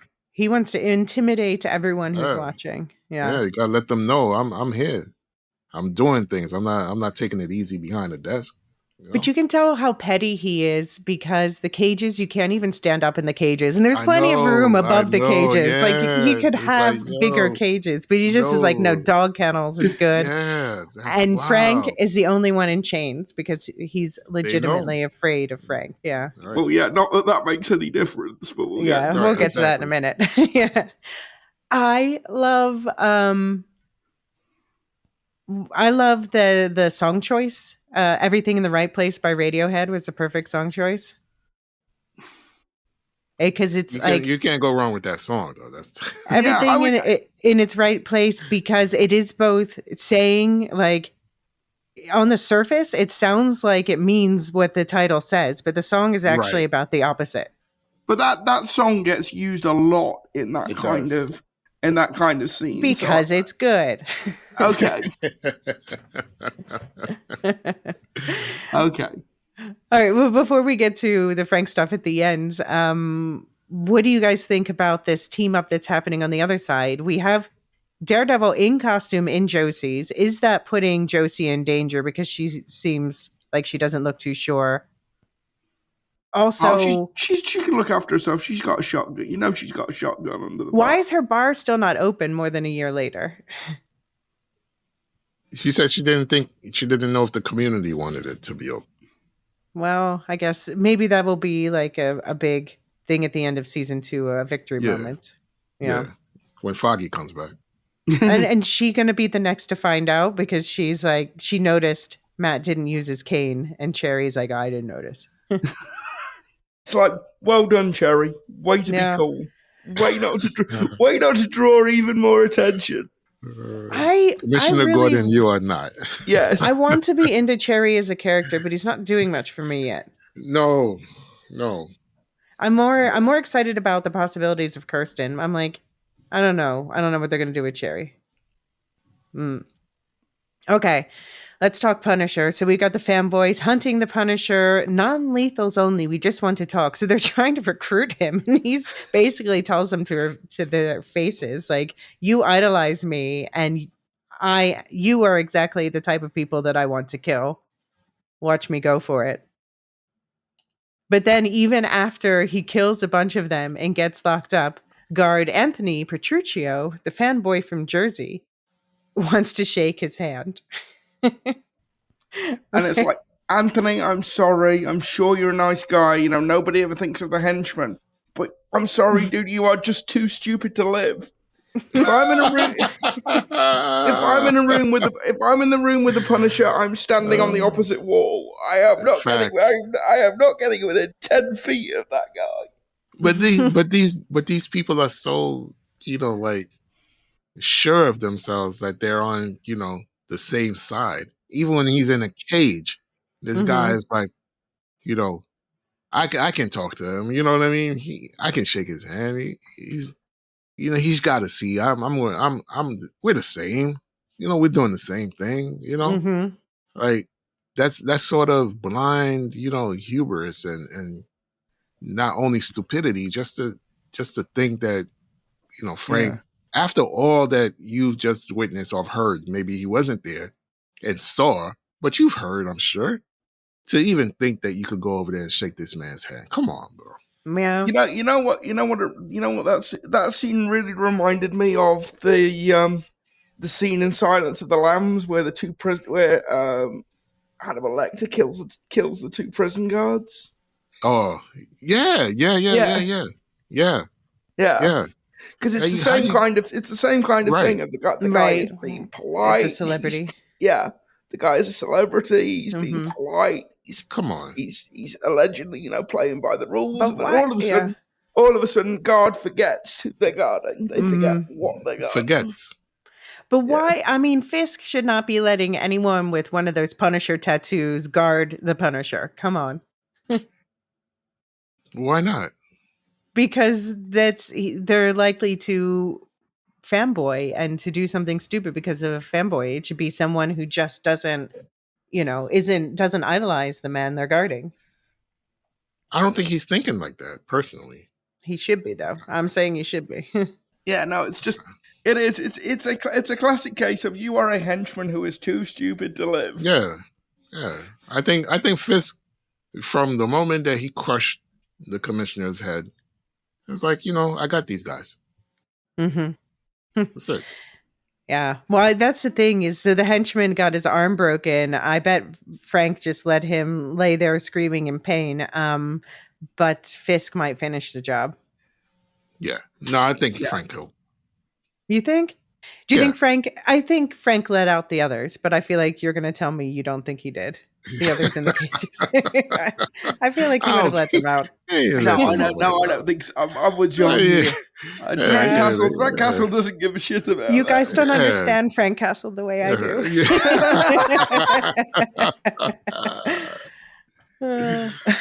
But okay. I'm buying you a Punisher t-shirt for Christmas. We have the Punisher special presentation coming up. This is only going to be like our third or fourth special presentation if you count the documentary. But so John Bernthal, who plays Frank Castle, is writing it himself with director Reinaldo Marcus Green. And Green, I know him. He did movies like King Richard and Bob Marley One Love, which I didn't love either of those movies. But they worked together on We Own This City. I heard a lot of good things about We Own This City. I know you guys both like The Wire. Did you watch We Own This City? I watched We Own This City. We Own the City is fine, but it's not The Wire. I mean, it's just not. Yeah, that's a big boots to fill. Yeah, and I thought King Richard was cool. I didn't dislike King Richard. I didn't see the Bob Marley. Is that the one about the Williams sisters? The Williams sisters, yes. Yeah. Yes. The one that Will Smith got his Oscar for, The Year of the Slap. Yeah. I think it was cool. I think it was a good movie. It was just the writing on both of those I wasn't thrilled with. So I'm hoping that John Bernthal's, I think this is John Bernthal's going to be his first writing credit. So I'm not really sure what he's bringing to the table. Except that I believe he understands those characters. Yeah. Like I've said before, he inhabits Frank Castle. Yeah, he does. So if anybody's going to understand the essence of Frank Castle, I'm confident that it's going to be John Bernthal. Yeah. Well, it's this special presentation, so it'll be a one-off thing, and then in the past those have been like 45, 50 minutes long, that sort of thing. It's coming in 2026 officially, and apparently around the same time as season 2, which is coming. It's season 2 of Daredevil Born Again's filming now. It's slated for a March 2026 release. So I don't know if like the Punisher, does that mean that Frank's not going to be so much in that season if they're around the same time, or are these stories going to tie together, or what's the, I'm very curious. I'm hoping they tie together. Me too. Definitely hoping they tie together. But then why do this separate one-off thing at the same time? That's what I'm To wondering. give the Punisher some shine. All right, okay. I'm there for it as Don't long be as an it doesn't. Egwene. Don't be an I'm Egwene with it. You know what I'm saying? Listen, Rand needs to be grounded. Okay, sorry, this is Wheel of Time stuff. Rand needs to remember that he is human. Yeah, let Frank Higgins shine. You gotta get a 45-minute shine. No, I right want him to have his own special, but not if that means he's not in the regular Right. season. Right. But I'm hoping I just want that both. tie in. Yeah. Yeah, Mhm. definitely. We want them to tie in. Yeah. Okay.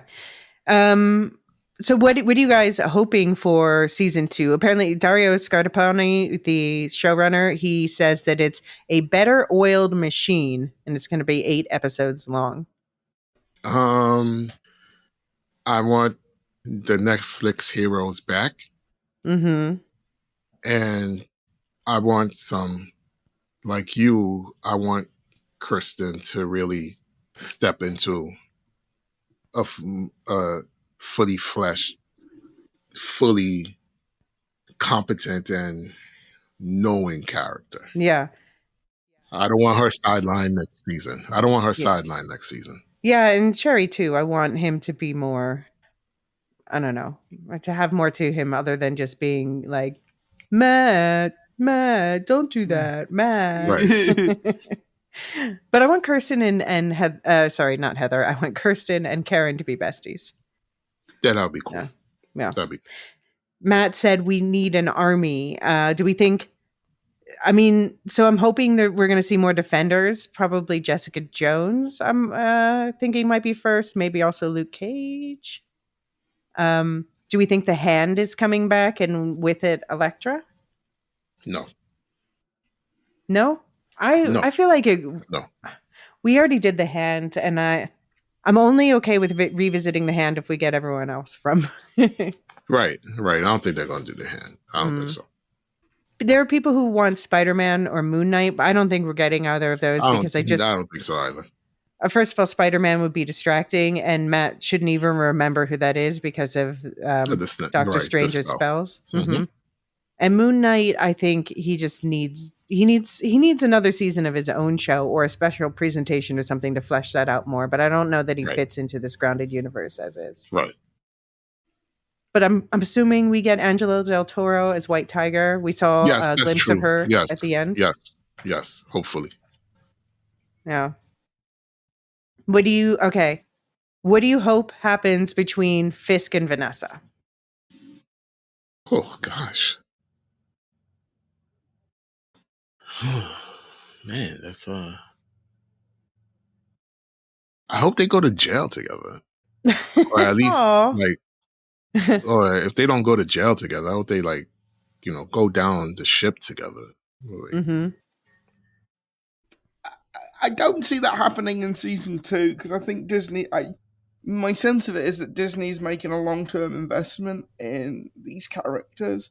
So obviously we've only got season 2 confirmed, but I would expect that we're going to have multiple seasons. I'm a little bit worried that it's only an 8-episode run because I did feel like this season could have benefited from another couple of episodes. So the Muse storyline had a bit more chance to breathe. I think 8 episodes is asking a lot in terms of developing a story arc that is properly fleshed out and done in 8 hours with these characters and how rich the universe is. So I'm a little bit worried that 8 episodes isn't really giving the thing chance to breathe. Right. I'd be more comfortable if it was a 10, 12 episode run. I think 8 is a very demanding number. Mm-hmm. So I'd like to see. We take it as read that I'd like to see the relationship between Karen and Matt develop. I'm kind of in the same headspace with Matt and Karen that I am with Holston and Allison on Silo. I just want them to be like that, their own little Happy Days style sitcom. I think if Matt and Karen get together now, they won't stay together. So I prefer that be delayed because I feel like Matt has his own unhinged ex to deal with. Why can't people just get together with the people I want them to get together with and be happy? Damn it! I'd like to see a few more of the side characters get a bit more developed. So I'd like to know what's going on with BB and Daniel. I'd like to know a bit more about Buck and where he's come from and what he wants to get out of this working for Fisk. Like, this is why I say I'd prefer there to be more episodes, because not everything has to be focused every episode on Matt or Fisk. Right. I feel like I want some of the side characters to have a bit more time to breathe and to grow and sort of develop out the world a bit more.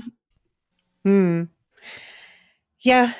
I am glad that they're like concentrating, hopefully keeping, on the characters that they have introduced this season, like bring back White Tiger, bring back Bullseye. I do wonder if this might be a case of a reluctant team up between Matt and Bullseye against the Fisks.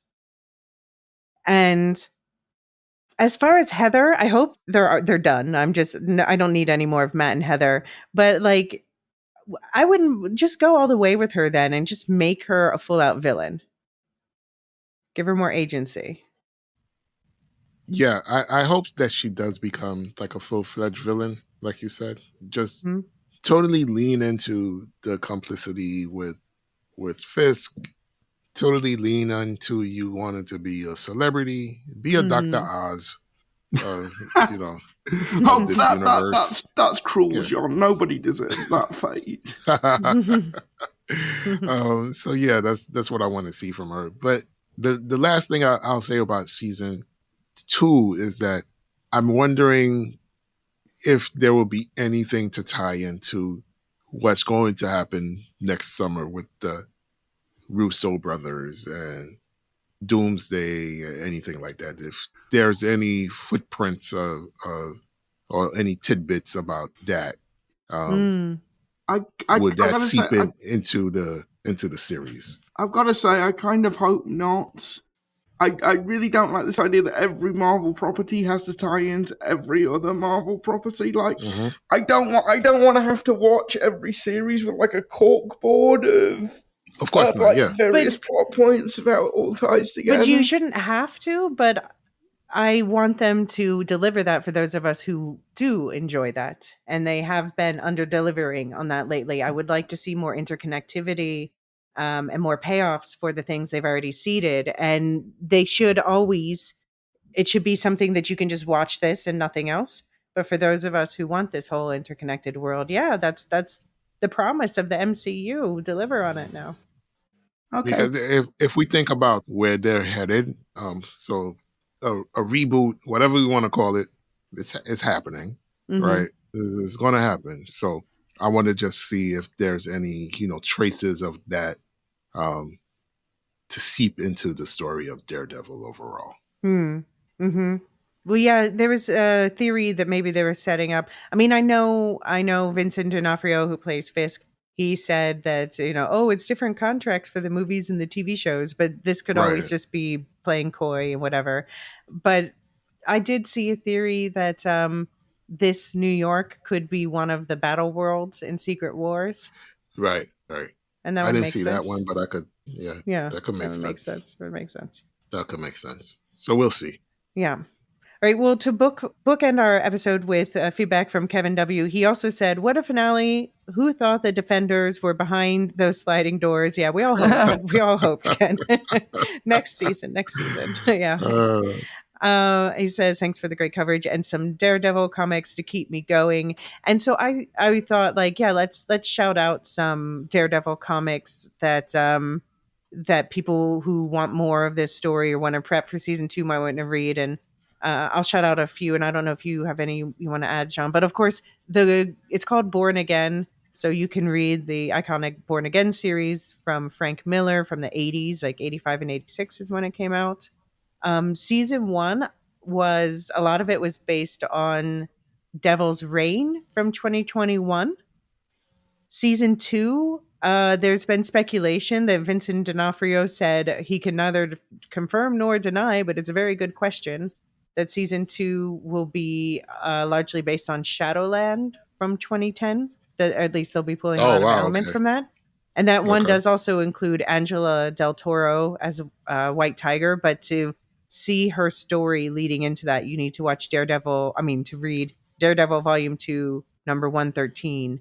It's sort of, she gets like the treatment like Elektra got in season 2 of the original Daredevil, is what happens with Angela Del Toro in these comics. Kind of Yeah. a version thereof. Yeah. I don't know if there's any favorite Daredevil comics you wanted to shout out, John, or anything. No, I think those Other are than- great. The Born Again, the Shadowland. Devil Yeah, Train. and if you want to get into, like, they've just started a whole brand new arc, so you don't really have to know what happened beforehand. There's a new series that just started, brand new arc, which I got the first issue of, is Daredevil number 20, that just came out 3 weeks ago.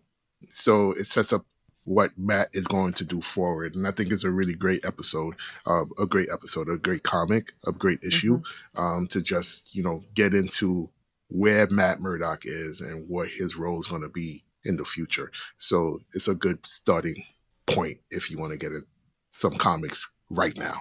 Right. Yeah, and if you guys want more comic recommendations, definitely join our Discord discussion under Comics Versus under affiliates. Sean drops comic book recs, but we also have entire forums dedicated to Marvel, including Daredevil and the upcoming Thunderbolts movie, and we have a DC forum and all that. So yeah, Jean, you and I will be back shortly after the movie releases. It releases April 30th here and May 2nd there. So Yes. Thunderbolts asterisks, and we'll finally know what the asterisk is about. What it's about. So I'm excited for this movie, actually. I'm really excited for this movie. The marketing's been really good. It seems very Elysia coded. I am very much looking forward to it. Bob looks like he's going to be a lot to handle. A badass. Yeah. Also in the network, we're just wrapping up the Wheel of Time coverage. We're going to have one more mailbag episode. And actually, we were hoping that Jean would join for that. Give that cool non-reader perspective. I'm down. Definitely check out my episode with Jean that was released after episode 7 of Wheel of Time, so pre-finale, that we got all your insights and the long list of people who are going to go kick rocks. The list is long. Most of this cast can join them. I mean, not the cast, the characters. You know what I mean? Characters, yeah. Not the real people. Right. I'm not that bad. On the Lorehounds feed, there's full coverage of The Last of Us that John and David are doing, and we're all pitching in on Andor. Everyone's getting involved in Andor coverage. And John and I and Ian from Captain's Pod, we kind of accidentally started doing full coverage of Doctor Who. We'll see how that continues, but accidentally. I've got to say, I'm thinking quote about, unquote. I'm thinking about Andor coverage as like the Lorehounds cinematic universe. Everybody's getting drawn in. It's the Avengers of Lorehounds coverage. It's like Lorehounds assemble. Yeah. Yes.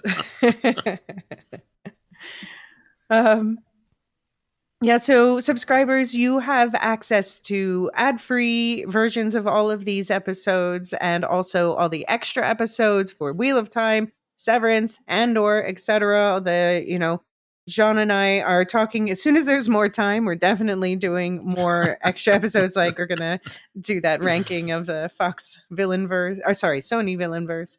And there's also 11Z's Movie Club this month is a real pain. But do check out the link tree for all the other affiliates on the network. And never mind, the music is going strong with weekly episodes looking at science and psychology together. Radioactive Ramblings has also been busy with Ghibli and several animated series. And and it seems like Aaron's going to be joining you and I, Jean, for Peacemaker. Yeah, that's going to be fun. It's going to be fun. And of course, check out We'll Shift Us, the Star Wars Canon Timeline Pub. podcast, Rings and Rituals, and Properly Howard movie reviews. And we still want to hear your feedback. Even though this season's over, we're going to be doing more Marvel coverage. So if you send us Daredevil feedback now, we'll include it in our Thunderbolts breakdown, etc. So send that to mcu@thelorehounds.com. You'll find that link in the show notes. And Luke, how's it going with It Could Be Said, your podcast? So we did our last episode on Trump's tariff extravaganza. I've got to say, like, trying to do a current affairs podcast at the moment is more or less impossible because I just want some consistency. I just want this guy to go more than 24 hours without fundamentally changing his mind. Impossible. So we did one on that. I don't think we're recording this week because it's half term. It's Easter break for school kids, so I think Will is looking after his kids this week, so I doubt we're going to record this week, but we'll probably pick up something next week. Okay. All right. Okay. And that brings us to the reading of the names. And I got some music this time in honor of Frank. Oh gosh. Out of the metal folder. It is Double Barrel. Man. Thank you to our Discord server boosters, Aaron K, Tiller the Thriller, Dork of the Ninjas, Doof71, Athena Ajalea, Tina, Lestu, Nancy M, Ghost of Perdition, and Radioactive Richard. Thank you to all of our subscribers, especially our highest tier, the Lore Masters. I lost my voice a little there. That would be The Martian, Michael G, Michelle E, Brian P, SC, Peter OH, Bettina W, Adam S, Nancy M, Doob71, Brian 8063, Frederick H, Sarah L, Gareth C, Matthew M, Sarah M, Andra B, Kwang Yu, Jedi Bob, Nathan T, Alex B, Sub-Zero, Aaron K, Dally B, Mothership 61, Naros, Kathy W, Lestu, Jeffrey B, Elysia U, Neil F, Ben B, Scott F, Stephen N, Julia F, Collie S, Ilmariel, /him, and always last, Andrea. John, what do you want to say to Kevin Feige? Recast T'Challa. The Lorehounds podcast is produced and published by The Lorehounds. You can send questions and feedback and voicemails at thelorehounds.com/contact. Get early and ad-free access to all Lorehounds podcasts at patreon.com/thelorehounds. Any opinions stated are ours personally and do not reflect the opinion of or belong to any employers or other entities.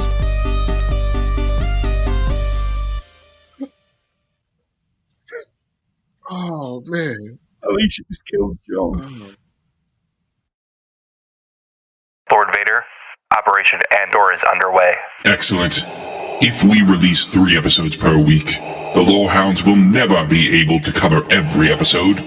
The Imperial forces will crush the rebellion before it begins. Stand by. We're picking up something on our scanners. Echo Squadron, reporting in. Delta Squadron, on your left. Tango Squadron on your 6. With Imperial forces coming in fast, we're calling all rebels to join the fight this season. Starting after the April 22nd premiere, you'll hear 3 full breakdowns for each week's episodes of Andor Season 2. Each podcast will be led by one of our squadron leaders, Elysia, David, and John. We'll be bringing in new and familiar voices to fill out the roster. Search for the Lorehounds on any podcast platform to join us in a galaxy far, far away. And don't forget to check out our season pass for even more content like our Holocron bonus pods. It's good news for anyone except Darth Vader.